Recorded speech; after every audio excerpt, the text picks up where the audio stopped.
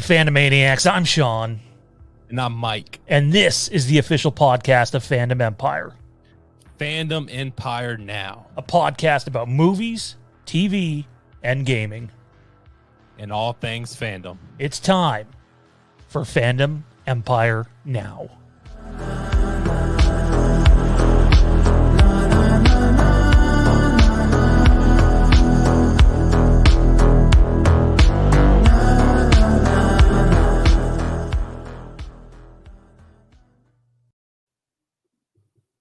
How's it going, man? This is exciting. This is Fandom Empire Now, episode 1. We couldn't find a better time to record, so we figured why the hell not, put more pressure on ourselves and just do it as a YouTube stream. So we might not be as active with the chat. If you do want to send in a super chat, we will interrupt the show and read that. But if you want to catch Fandom Empire Now moving forward, you will need to listen to us on all major podcast platforms, or if you're a Patreon subscriber, you will continue to get video of this. But it's exciting. I wanted to do this for a while, something a little more serious in tone that isn't Fandom Empire Live, where we sort of just, well, for me, I just lay back and get high most of the time while we're on there. But Mike, exciting. It's exciting to do this with you tonight. And it's been a crazy friggin' news week. Crazy, man, especially the last 24, 48 hours, man. Last night, Fandom Empire Live, that was one of the craziest shows I've seen on the channel and especially been a part of. It was wild. It was fun, though. It was great to get everybody's reaction live in the chat, but it was awesome. And I'm glad to be here. First episode of Fandom Empire Now. And look, we're gonna come heavy, hot and heavy, and it's good to be here with you, man. I think the most important thing to let new audience members know is both Mike and I don't really like to pander to the audience. Like, you can have your opinion on something, and that's great, and we can have our opinion on something, and that's great, but we're not going to say something just because it's the popular thing to say. That's just not how we operate. It's not how I operate, and it probably never will be, but we can have a whole lot of fun talking so many things fandom. Originally, the first episode was going to be the 2021 fall/winter movie preview. That'll now be episode 2 because Halloween Kills has kind of taken the net by storm. And we're going to talk about Halloween Kills in just a second. That is our feature topic of the episode. It's basically all Halloween Kills. We'll go for about 45 minutes to an hour. But we have some news to get to first. We're going to do a little bit of news off the top. And both of them happen to be 2 of my favorite TV shows ever made. First up, it's Supernatural.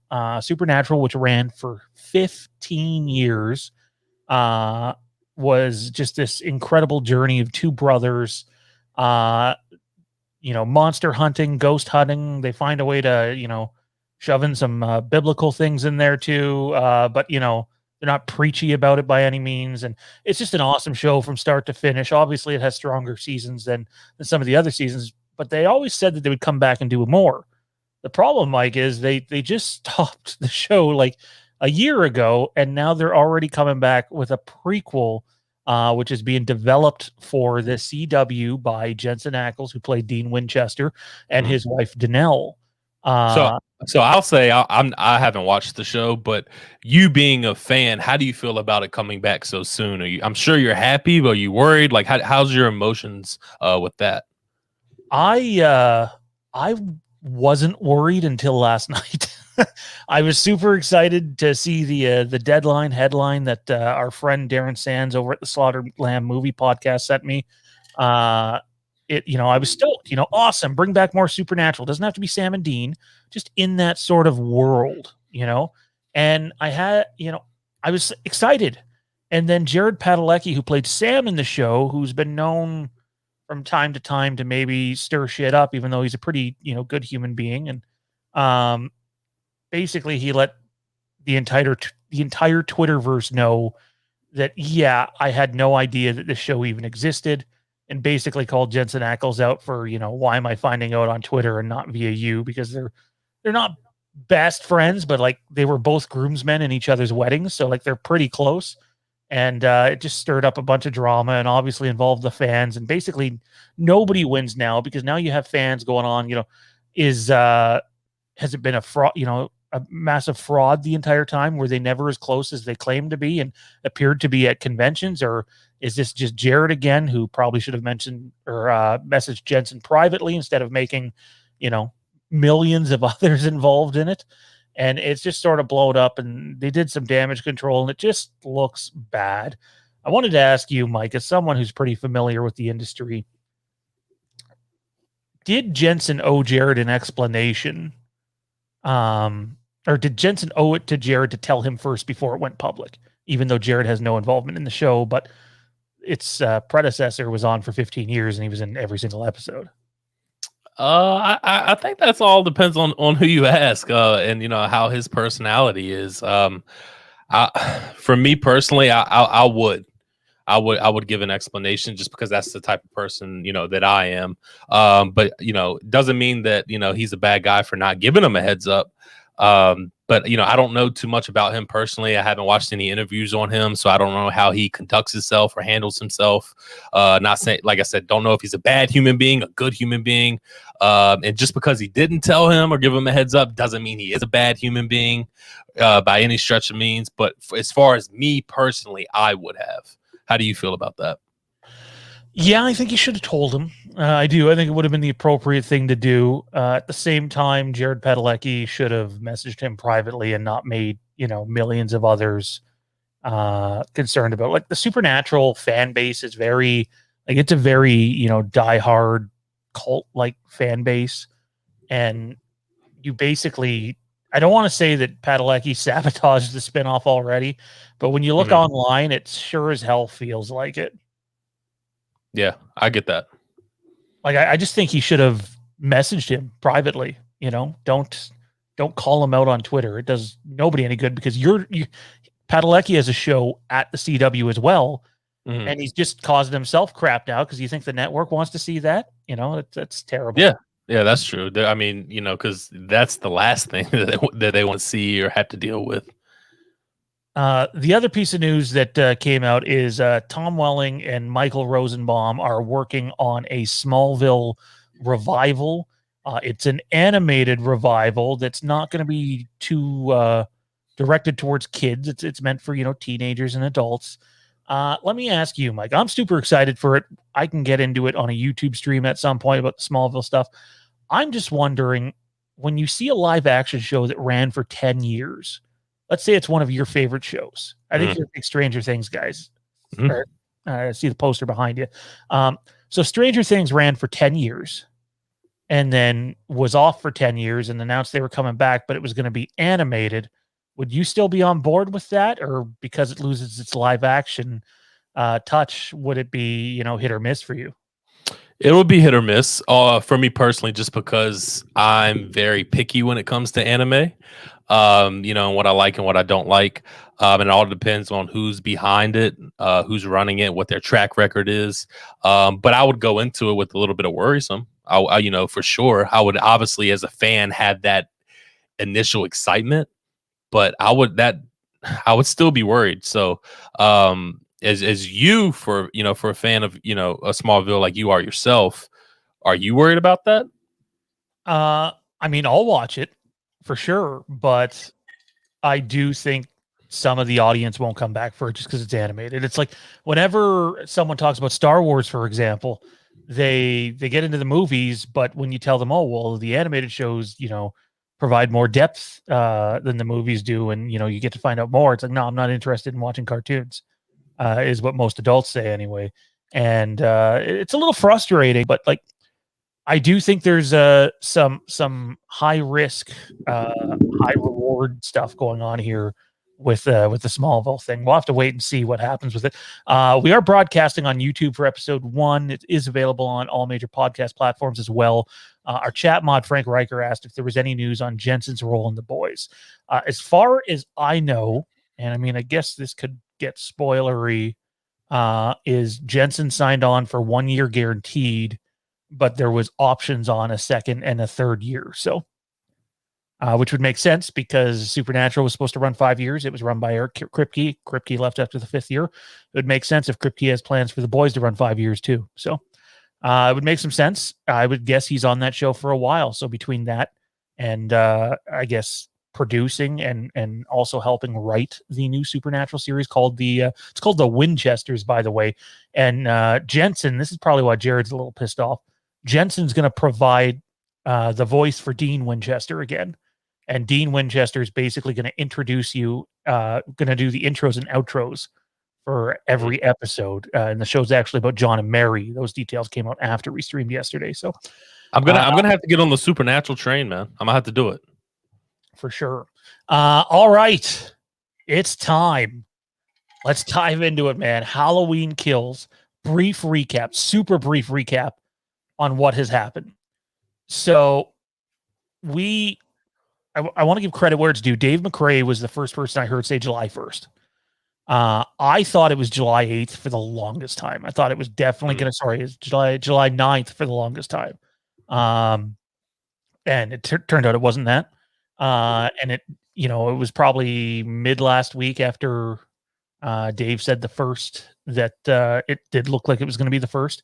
We found out that the trailer is attached to the Forever Purge. And of course, some dickhead movie theater manager goes out there and leaks the trailer. First it's images and then it's the trailer. And we already discussed, the rights and wrongs of whether you should do that. And there really is no right. I mean, in my eyes, there's no right. He's an idiot. He probably lost his job, probably has a lawsuit coming. It is what it is. I hope your 10 seconds of fame was worth it. Let's focus on the trailer and the poster itself. Let's start off with you, Mike. How did you feel about the trailer once you finally got to see it?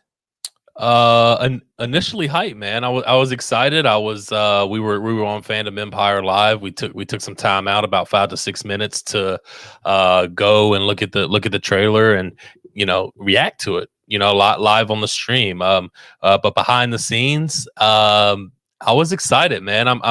We've waited over a year for this movie to come out, and we're finally getting it. But as far as the trailer itself, my initial reaction was a lot of oohs and a lot of wows. A lot of big eyeball. My eyeballs were big throughout the trailer, and that can either be a good thing or a bad thing. And we can dive into that a little bit more. But my initial reaction was, wow, this is a fucking awesome trailer. I mean, it's just as simple as that. I mean, it was, and this trailer, even if you are a Halloween fan like we are, and like I am, for me, like I said, it wowed me. But the initial just horror fan, if they saw this is something that is really going to attract them into the theaters, because they want to see the kills. They want to see, Michael in his purest form. So that's exactly what my initial thought was for the trailer. So thanks to leaked images that were completely unavoidable. And I want to make it clear right now too. I'm someone who has read the script like thousands of others, and Mike is not. Okay. So you sort of got the best of both worlds here. You have the guy who's been spoiler free, and you have the guy who basically knows everything, along with several others. Loose lips sink ships. The leaked images, though, to me, man, even for people who hadn't seen the trailer, I seen people in all sorts of groups saying they'd been spoiled for certain things.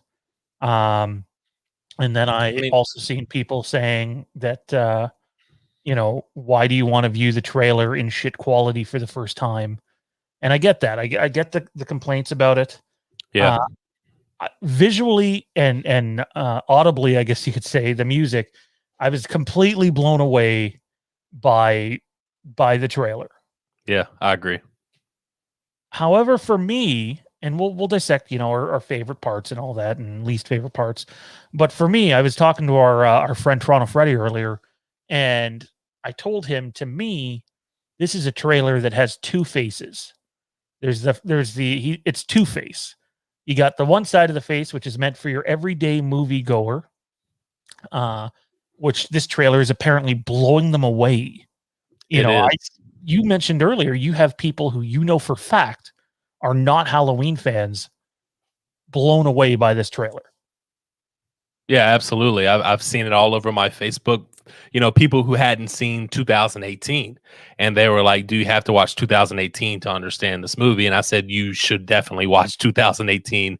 It's a continuation, in the same night. So yes, you have to watch 2018. But yeah, I mean, I was asked that question 3 times today, a couple by family members and once or twice by a friend, by different friends. So as far as what they did in wanting to attract as many people as possible, they did their job, because you're going to have your pure Halloween fans that really they enjoy the trailer, but will say that they showed too much in the trailer, which I agree. They did show too much, but I still love the trailer. If that makes sense. I love what I saw. I just thought there were certain things. And like I said, we'll dissect that in a few minutes of too much of what they showed. But then you have your original people that just like the horror that were really attracted to it as well. So you're going to get both crowds to come in, whether it was the pure Halloween fan that think they showed too much. Well, you're going to get them to watch the movie, whether you show too much or not. They're always going to be there because they want to see the movie. It's in their blood. Their thing is, Universal and Blumhouse's thing is to attract those other fans, those other people that aren't quite Halloween fans. So yeah, you might, money. You might tick off the true purist Halloween fans for showing too much, but you're also going to bring in a lot more people and a lot more money because of the wow factor of the trailer. Absolutely. I agree with basically everything you just said. I do really like a lot of what we've seen in the trailer. But the other side of that face, though, is, it did really well with people that aren't, super Halloween fans. They're blown away by what they saw. But then you have people who are Halloween fans, like ourselves. And I think that you should be able to watch a trailer without being spoiled. And there are certainly, I've seen damage control going on today by Fangoria, which I mean, Fangoria has been around forever. They're really good at what they do.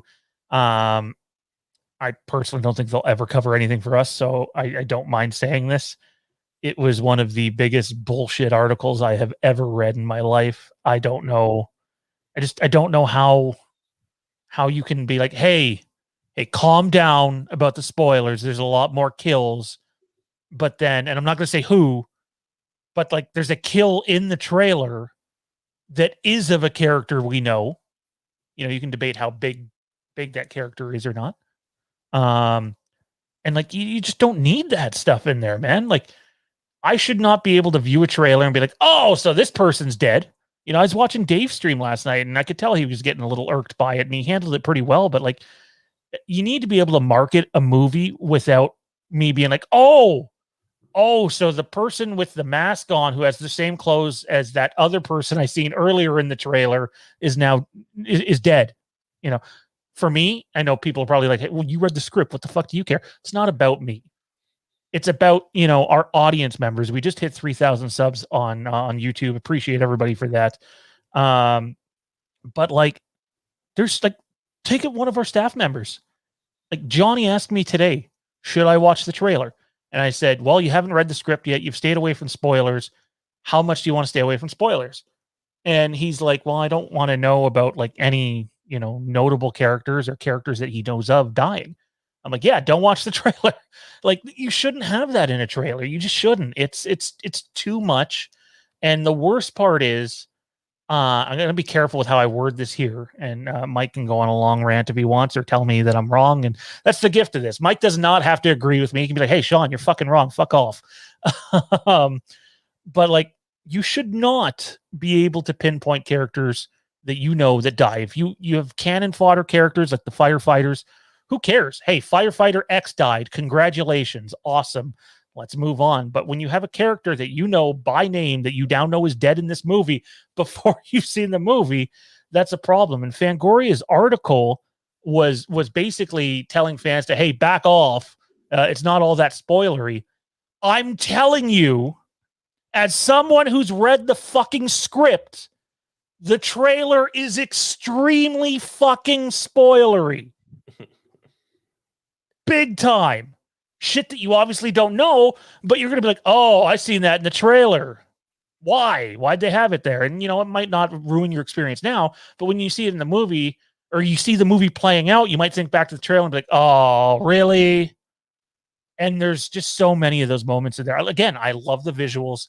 There's so many screen grabs. I think it's a great trailer. Marketing wise, they're doing their job. They're getting the people that are going to bring in the money. There's no complaint there. But for us fans, at least for me anyway, and a lot of people that don't want to be spoiled. If I hadn't read the script, I'd be a little pissed off. But I know a lot of people that are really pissed off about this, man. I'll shut up now. Go ahead. No, you're fine. And I don't know where you want to go from here. Do you want to start diving into this trailer? I want your take on all that, like where you stand with all that. Oh, so I agree with you. Like I said, it's funny you say the whole the Two-Face thing, because you're absolutely right. When I watched this trailer, I felt like I watched it with two different masks on, if that makes sense. I watched it as just a pure horror fan, and I absolutely loved it. And then when I watched it the second time, I was going in there as that pure, true Halloween fan, and dissecting every little thing that I can.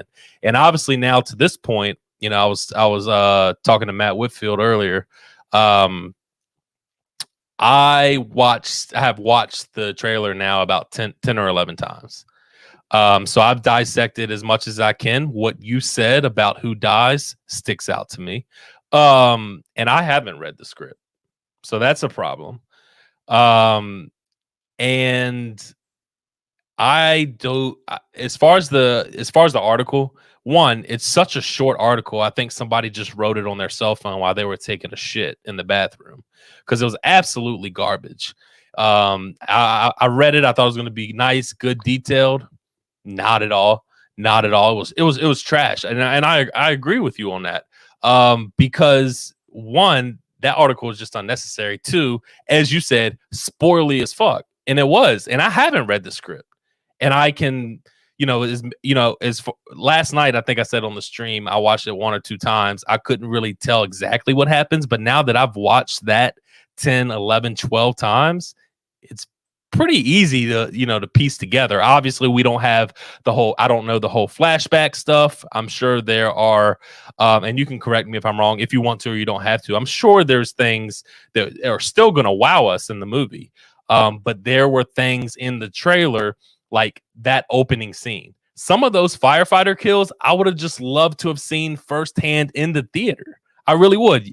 The opening to that trailer would be perfect if they stopped it and moved on as soon as Michael flipped that Halligan bar after coming out of the house and moved on to Allison talking. That would have been great for me.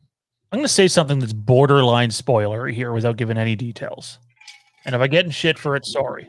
Should I cover my ears on this one, or no? God, no. But you might be. It depends if you think the order of things is important or not. And there's actually 2 points to touch on this. I keep hearing everybody being like, when they see the girls in the back of the truck and then the fire burning, oh, that's the opening scene of the movie. That's the opening scene of the movie. That's the opening scene of the movie. That's the opening scene of the trailer.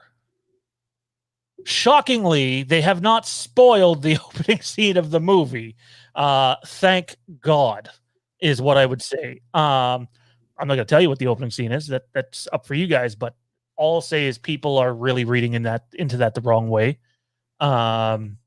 But the other thing is, our chat mod Frank Riker pointed out last night, is if you watch that trailer, even if you haven't read the script, and I don't think Frank has read the script.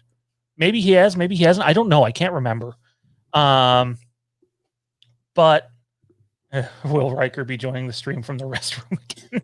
I thought Frank looked like he was in a weird area last night. I just assumed he was at work. To our audience that can't see the YouTube chat, that's what we're doing. But Frank pointed out that if you piece together that trailer, it's really easy. And Frank's not the only one that pointed out. A few other people messaged me asking me if this was true. And it was, the trailer looks like it's in order of the movie. Like, it really does. It does. And I would say 95% of it is, and maybe some people like that, but I thought Frank put it best last night. Is it's lazy. Like, can you name another trailer that goes, okay, here's the trailer, and by the way, we're going to show you towards the beginning of the movie all the way to towards the end of the movie in order. Yeah, and I called it lazy last night too. I think I was sticking just to that, who includes the teaser in the trailer. But I thought that was a lazy part. But yeah, I mean, I could tell it was in order. You can tell by how these characters look, throughout the trailer. I and really honestly, I've watched it 10 or 11 times. Really, the only thing that I can think of that sticks out that wasn't in order was when I was like towards the end where Lori was talking. Michael went back into the house showing when Michael killed a firefighter. Other than that, obviously, that's not towards the end of the movie or when she's talking. Other than that, I just felt like it did go in order, honestly. I just, again, being nitpicky here, and I'm sure we're going to lose viewers on YouTube and some podcast people that don't want us being negative about it because there's so much positive to talk about. Again, Sean, I started this by saying I absolutely loved it. So if everybody wants to get butthurt over some critique, come on, man. At the end of the day, a trailer, as much as people want to think it's for fandom and you get to view the movie, it's a marketing tool. And when you market movies like this, you want to get the everyday moviegoer going. And from what I can tell is I had somebody who listens to our channel, who I know personally. It's not really, doesn't listen all the time. He's into horror, not really Michael Myers zone. He messaged me and he's just like, yeah, that trailer was fucking awesome. This is great. I can't wait to see this. It's Jason Myers. And I'm like, well, I don't know if I go that far, but like, it's, I get it. I had my sister, or no, I'm sorry, not my sister. I sent it to a friend, and he's not a big Halloween fan. He's seen like the first one, the fourth one, and I think H2O and 2018. So he hasn't, once or twice each. He's not like a huge fan. But I sent him this trailer, and he was like, "Holy fuck, this looks like one of the best horror movies I've seen in the past 5-10 years." I'm like, I don't know about that. But that's what these everyday moviegoers are thinking after watching that trailer, and I get it, and I understand what Blumhouse and Universal did here. But for us, true Halloween fans, we just want to see a lot of that in the theater. We like the suspense. Obviously, I knew we were going to get a trailer. I would have been fine with just the teaser, but I would have been fine with a minute 25-ish, minute 30 trailer. And if you want to push it, minute 45, I would have been perfect with that. That would have been fine with me. I don't even want a second trailer now. I know we're going to get it, and I'm sure I have an idea of what we're going to get. You have mentioned it before.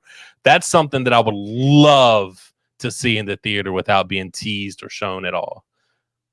No, absolutely. I totally agree.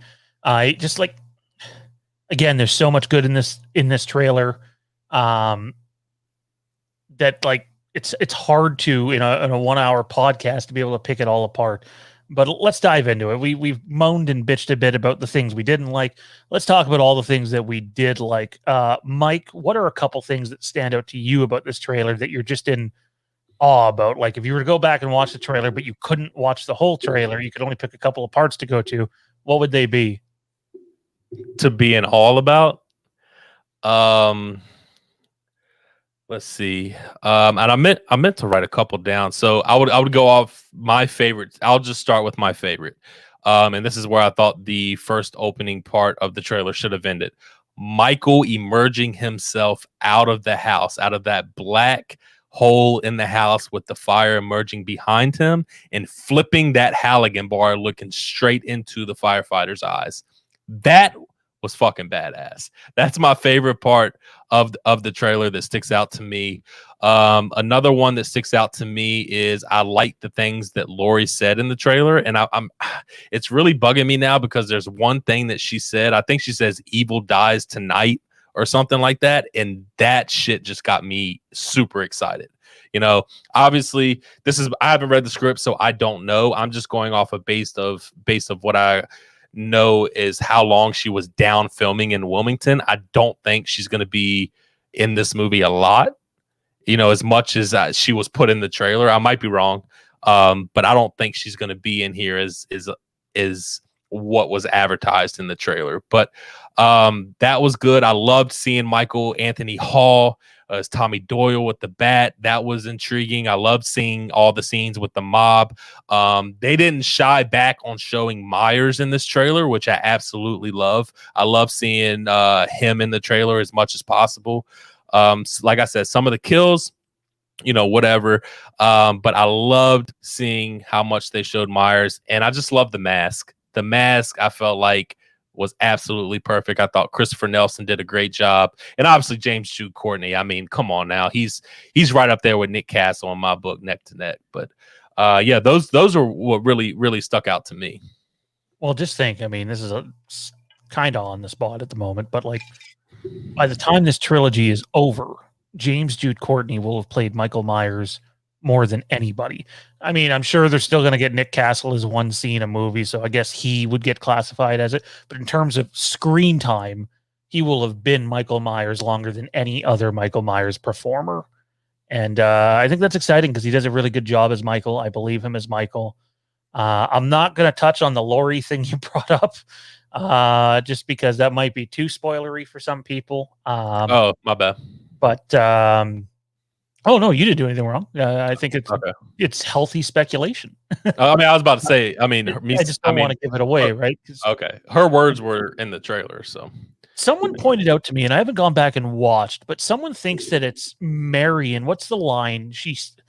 It looks like Laurie says it, where he's transcending or something along those lines. What's that line?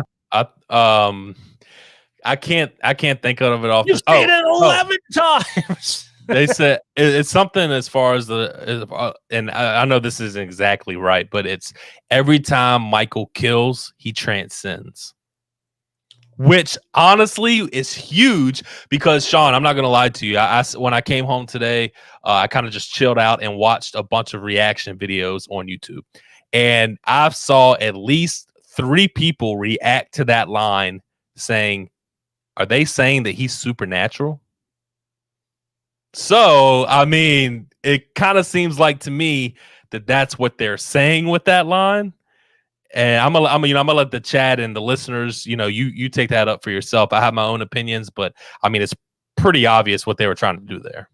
I will say this, just because I've said it on Fandom Empire Live, our YouTube show before, is that there are definitely supernatural elements at play in this movie, but I didn't say who it's involving. Don't read into it too much.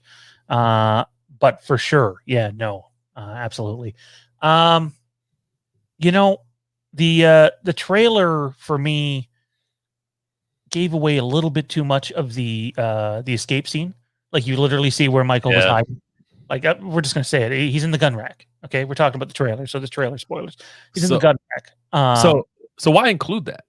I'm just gonna ask you. It's smart. Why include that in the trailer? Me personally, whoever cut it together just liked the shot of, like, if you watch the shot closely.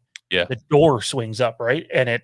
Oh yeah, Michael. It's a really cool shot, but like, there's no doubt that that's how he survives. No, I agree. And Sean, for me, that's something I would like to saw in the theater. I get the shot, and like I said before last night, when Michael grabs the firefighter hand and pulls him down, I would have been fine with just seeing that, and then Michael coming out of the house, flipping the Halligan. That would have been perfect for me for that firefighter scene. Nothing else, that would have been fine. But that's just not what they did. And I agree with you. They showed too much of the escape. I want to backtrack here. I'm burnt out a bit. Usually I'm puffing away on a vape when we're on here, but I'm not doing that tonight just because it's been a long week. The he transcends part, I've had a couple people message me. I can't remember who they are, so I'm sorry. If you're in the chat, you can say it was you. They basically told me that they think that even though it looks like it's Laurie saying that line, it's actually Marion saying that line. Now, I don't know if that's true or not, but if it is, I think that is incredible. Some people don't like the line, but it is absolutely a line Dr. Loomis would say. Mm-hmm. So it would make 150% sense if that line is from Marion. And I know what you're saying. You're saying, well, you read the script. How do you know? I'm telling you, I don't remember. I've only read the script twice, and it's been out for like fucking a year and a half almost. Um, I don't remember that line being in the script at all. So I don't know if it's a trailer thing either. So we'll have to wait and see. But what do you think of the line in general? You said it got you going, but like, what's your reaction been? Because the chat seems kind of torn about it right now. So the line that I was referring to that got me going and really excited was when Lori said, "Evil dies tonight." Well, That's the line that got me really excited because I'm like, "Oh, this is badass. Let's go." They're going after him, and I'm with you. I watched the pre-produced videos that you posted today.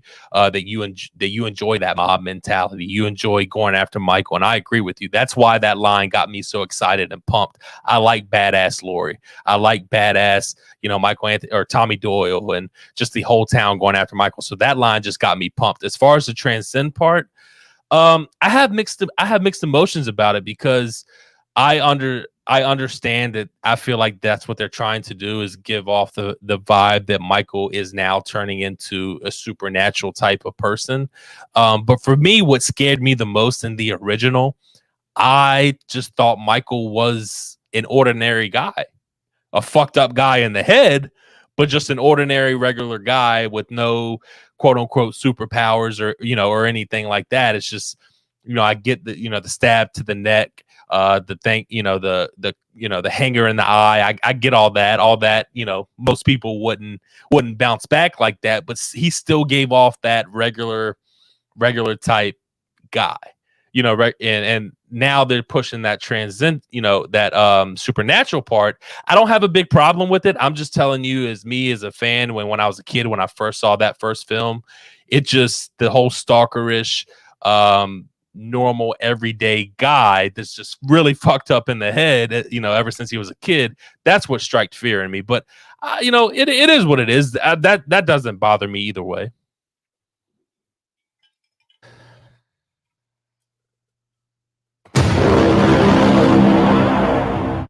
Well, what do we have here? This is a little segment that we are introducing on Fandom Empire Now. Each and every episode, about halfway through, we're a little more than halfway through this one. You're gonna hear that alarm go off, that horn, and it means it's time for a flashback movie. Now, what it means is we're gonna talk about a movie from the past and what our first experiences were seeing that movie for the first time. Mike, what's the movie today? Christopher Nolan's The Dark Knight. Oh my God. So I know people are going to think I'm nuts. I think this is the second best movie ever made, period. Woo! Woo! I will tell you, it is in my top 5. Second best for me is Halloween. Obviously, first is this guy, or I'm sorry, this one.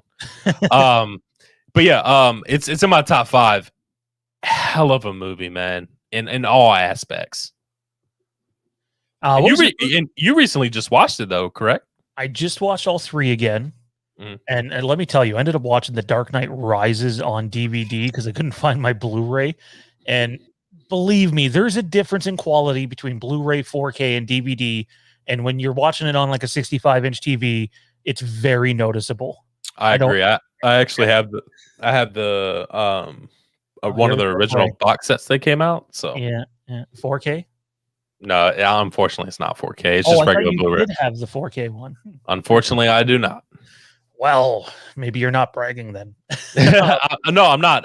But I've recently just got into the whole collecting DVDs and the steel books and the 4K. So there's a bunch of movies like The Shining that I'm waiting to get re-released because I missed out on that. The Dark Knight trilogy is the other one that I'm looking for. So I'm waiting for it. I'm waiting for it to come back out. So hopefully it does. What was your first experience like seeing the movie in theaters? Oh, awesome. God, what year did that come out? It came out in the year 2008. Wow. I was a freshman in high school in 2008. And I went with my friends. Now everything's coming back to me now that we're speaking on this and I'm speaking on it out loud. I went with my friends. It was 4 of us.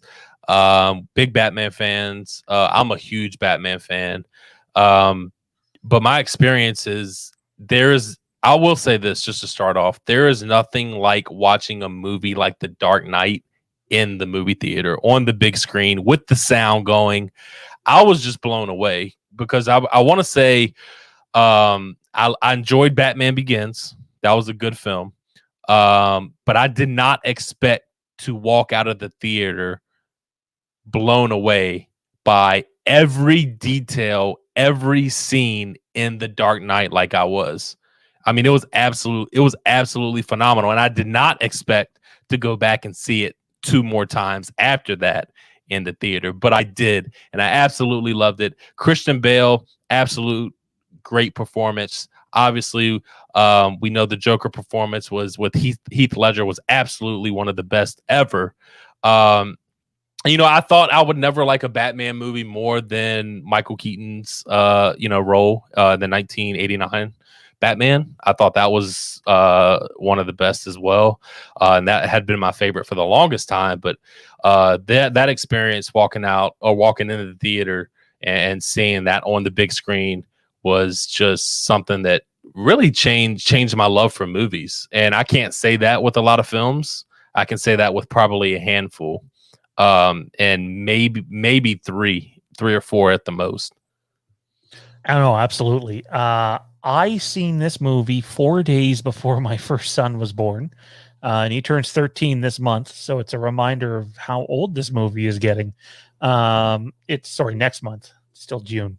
But yeah, no, it was incredible. But we were in the theaters. We seen it in IMAX, and the air conditioning broke. So you got like fucking 500 people, and my ex, who was basically 9 months pregnant, just dying of sweat. It was an uncomfortable experience, and yet you didn't notice it nearly as much as you probably should have, because the movie was absolutely mesmerizing. I think that The Dark Knight is the second best movie ever made. I think it's the best comic book movie ever made, followed by Logan. Again, that's subjective. Everybody can have their own opinion on that. But like the cast, and it's just the cast in the trilogy, but the cast in this movie, Christian Bale, Heath Ledger, Gary Oldman, Michael Caine, it's just Morgan Freeman, and it goes on. So Sean, do you remember when they announced I don't, but I'm just asking you, do you remember when they announced the cast to this film? What was your impression of Heath Ledger getting the roles as the Joker? So I've always been someone, and again, I'm not tooting my own horn here. I think you should let the performer, show what he can do before judging him. He or she can do before judging them. I was super young, so I don't know what Heath Ledger played in up until that. The movie that sticks out to me is 10 Things I Hate About You, which he was good in, of course. But obviously going into the Joker role, that's totally different than that film. I don't know if you can correct me if I'm what other films he played in. Brokeback Mountain was a big one that he was in. The Brothers Grimm was another one he was in. So he was in a bunch of movies. Yeah. And while I received it okay, I would say I wasn't over the moon. I was just kind of like, oh well, I wonder how this is going to be. I didn't think there was a chance he would touch Jack from '89. Yeah, but like I have friends that were just fucking raging, man. How could you cast Heath Ledger as the Joker and saying some pretty terrible things just because he played a certain role in a certain movie that that sort of statement would never stand up today. And it's like even though he passed away before the movie came out. Talk about like arguably one of the biggest mic drops in cinema history. Like, oh, you didn't think I could do it, eh? Done. Wow. Yeah, it was phenomenal. It was phenomenal to watch, man. And I don't know what my thoughts were as however how old I was when I was in ninth grade. I don't even think I looked into it deeply like I do now. I just saw Batman was in the theater, and I went and saw it, and obviously I knew who Heath Ledger was, and I wasn't, I knew, like I said, the only film that I knew he was in was Brokeback Mountain, obviously, and 10 Things I Hate About You. So I'm like, this role is just totally different. But when I sat down and I thought about it, Heath Ledger was a true all-around actor. You know what I mean? Somebody that I could feel confident playing almost any role that is given to him. And there's not a lot of people in Hollywood that can do that. And there you have it. That's our flashback movie for episode number 1. During episode number 2, we will have another one. You'll have to wait and see what it is. Back to the Halloween Kills trailer and poster, man, before we take a couple of fan questions and end this thing. So the trailer's done. It's out. What do you give this trailer out of 10 when looking at it from every perspective? Marketing, spoilers, the general going moviegoer, the diehard. You got to combine it all into one. What are you giving this trailer out of 10? It's gonna probably shock a lot of people, but I'm gonna go an 8.9. 8.9. Yeah, I just thought it was great. I really did. And yes, I am bummed that they showed a lot, and really, in my opinion, way too much in the trailer. I am very bummed. I do want to, I don't want people coming at me on that end. I get it. Trust me, I'm a huge Halloween fan. I'm bummed at what I saw and some kills that I saw. And I know I've made that very clear within the past 24 hours. But overall, I walked away very excited, even more excited than I thought I would be for Halloween Kills. Obviously, I was really excited to see it. But after watching that trailer, I'm just super pumped for it now. And anybody can agree to disagree. I understand why, people are disappointed. I was. In certain aspects, but overall, I enjoyed the trailer, and I thought it was a really good trailer. And as far as the whole marketing part, which is the studio's number one job, because it's all about making that money.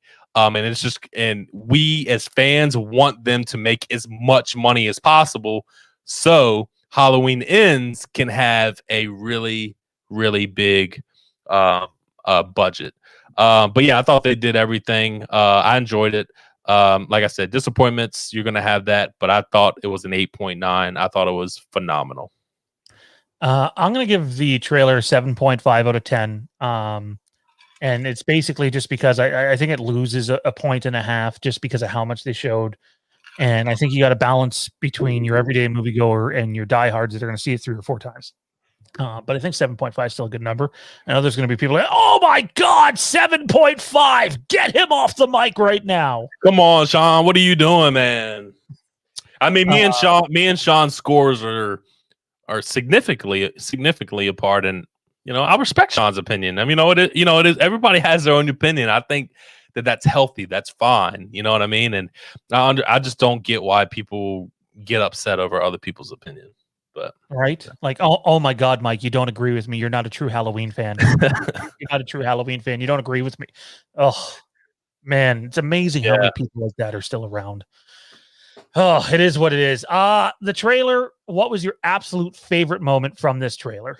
Oh yeah, man. I think I've already given it away multiple times between the live last night, and throughout this. It's Michael. It's Michael walking out of the house, flipping that Halligan bar around. I was like, holy shit, he is here to fuck. He is pissed. He's here to fuck shit up. And, like I said, that I didn't want to see it in the trailer, but we got it in the trailer, and it looks like he fucks shit up.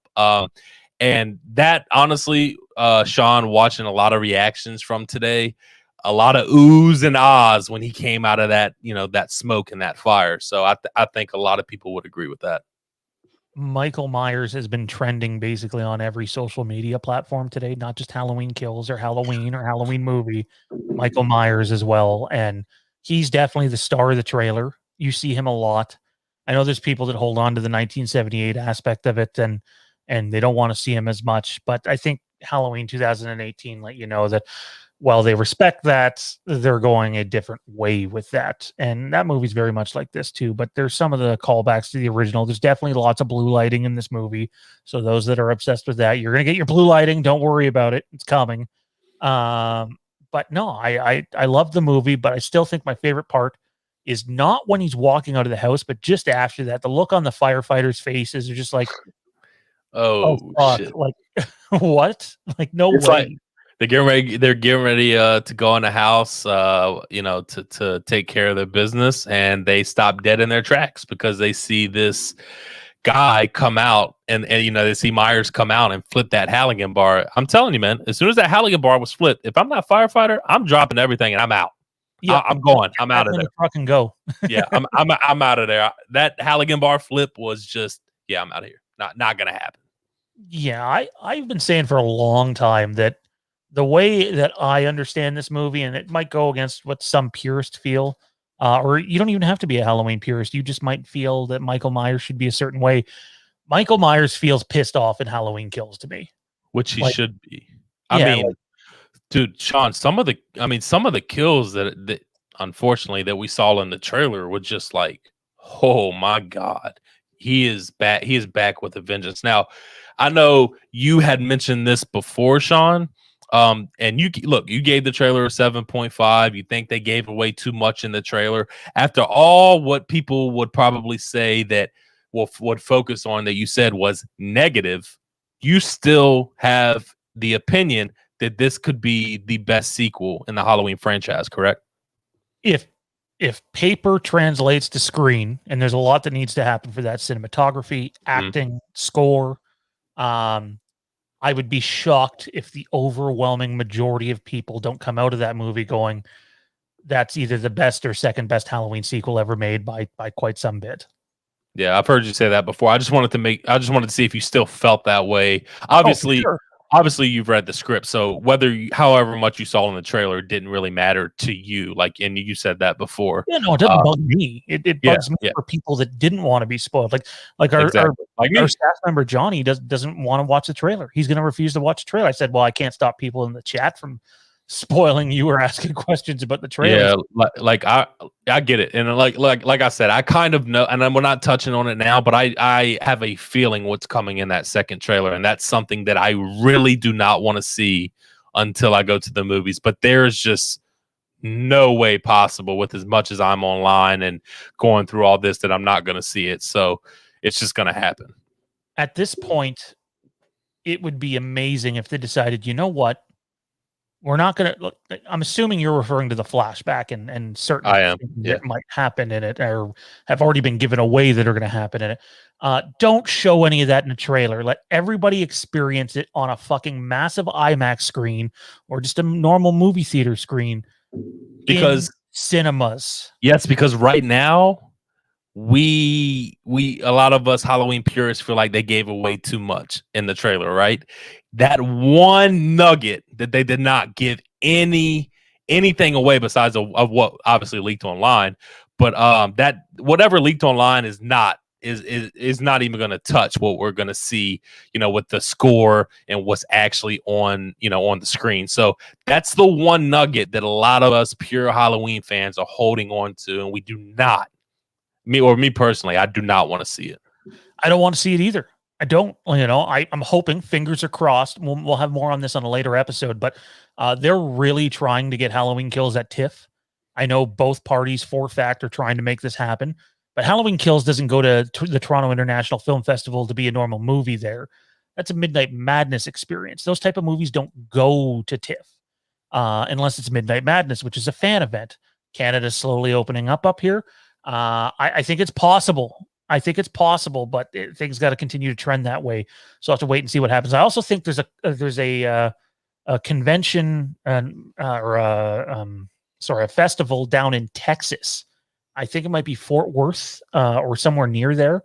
That they showed Halloween 2018 in, I think, 2 or 3 weeks after it was at TIFF, and I wouldn't be surprised if they do that again. So if it's not at TIFF and you live in the Texas area, you're probably going to get a shot to see Halloween Kills before everybody else by a few weeks.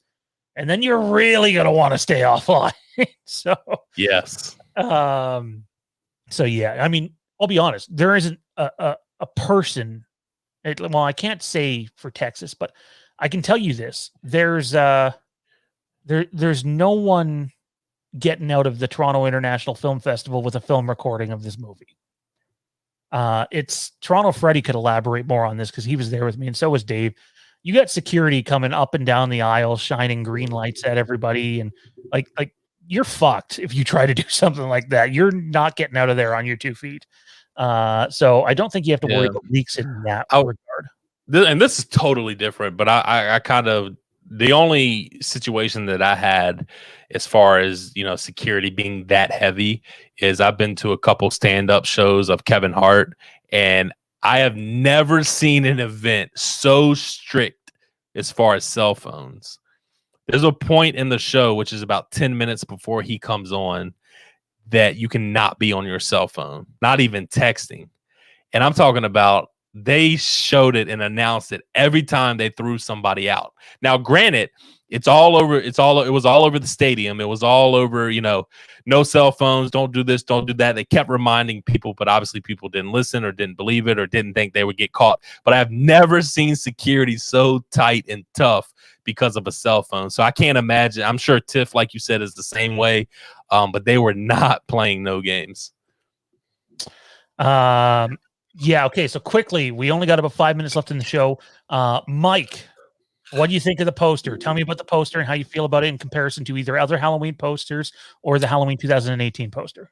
Thought it was better than 2018, which is shocking because I like that pure white mask. Obviously, it's beat up. It was beat up in 18 because it, obviously over the years, that's what happens to masks like that.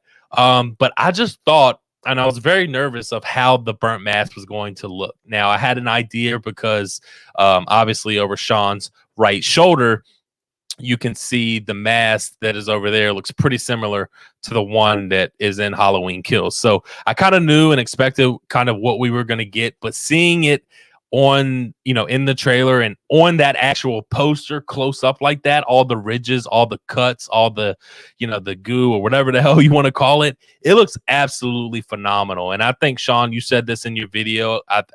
Correct me if I'm wrong, word wise, you said they mirror each other. Is that what you said? For sure. I think if you put both posters up beside one another, one is on, the flat black and the mask is coming down from the corner. And the other one has the kills thing. They're going with the sparks and the fire and shit in the background. And you have the burnt mask. I'm telling you right now, on episode 1 of the Fandom Empire Now podcast, the Halloween Ends poster, this is just marketing 101, is going to be a frontal shot of Michael. And it's probably going to be black and blue with a little bit of blue lighting. And just imagine having a room and putting those 3 up, all 3 next to each other. That's going to be fucking phenomenal. But honestly, I really did. I like the 2018 poster. I like the I like Halloween Kills poster a little bit more. And we'll see what we get with Ends. But yeah, I really love this poster. And if you put those 3 posters up next to each other, and I haven't even seen the Ends one, I have a good feeling they're 2 for 2 as far as good quality, great posters. I think they're going to go 3 for 3 with posters, and I'm knocking on wood right now, but I'm not worried about that. But the Halloween Kills poster, Sean, I have to give it a 9.5 out of 10. I'm going to give it a 9.5 out of 10 too. It loses half a point for that basic font that they keep pushing out there. I don't know why. Yeah. Let's go back to the Halloween font with these posters. The one that's right here. This one. Oh, right. Audio listeners have no idea what I'm pointing at, but the YouTubers could see. Quickly, 3 questions, and then we're out of here. Reminder to those of you on YouTube that are watching this live right now, the IPC podcast discussing Jurassic World Camp Cretaceous Season 3, and I believe a little bit of Jurassic World Dominion is up next. We're going to post the link in the chat.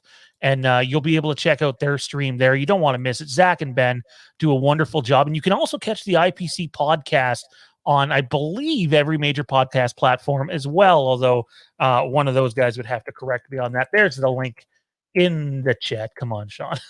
Loses a point because of the font.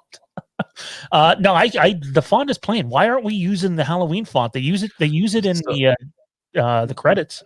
Did you I don't know where I heard it, but I thought they were going to go with the kills in that bloody red at first. Oh, well, you mean you heard it from me, because the concept poster that I seen was basically the poster that we okay. But it was further down towards his breast area.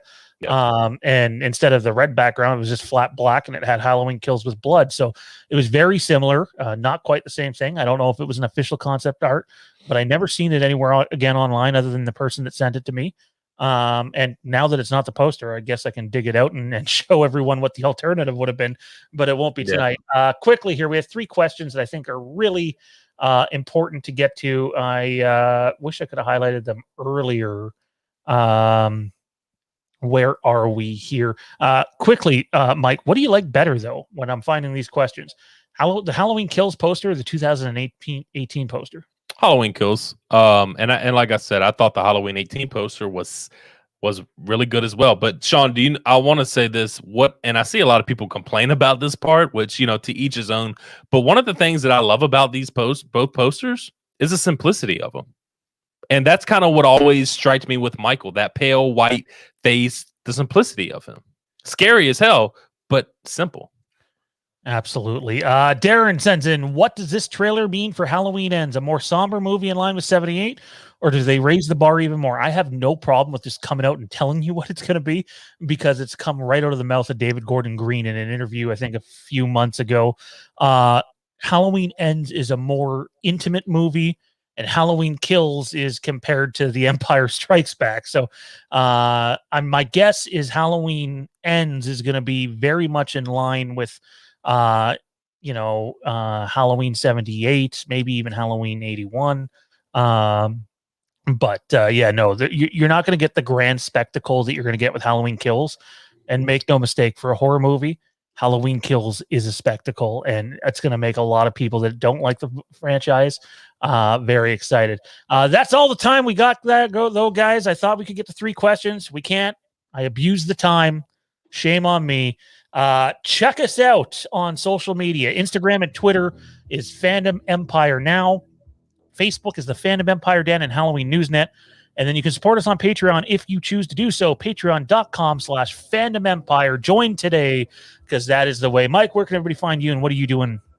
Yeah, follow me on Twitter at Michael Bish _ and on Instagram at mbish _ I have a podcast on my own. It's a film and TV podcast, Take One Podcast. I've had guests from Stranger Things, Ozark, and the list keeps going. So I hope to have a horror scream queen on there pretty soon, and that's all I'm going to give that away. Sean, I'll tell you who that is in the private chat. The private chat. Yeah, that's where you can find me. All right. Well, we'll see you guys next week. This was fun. Fandom Empire Now is done. Take it easy, guys.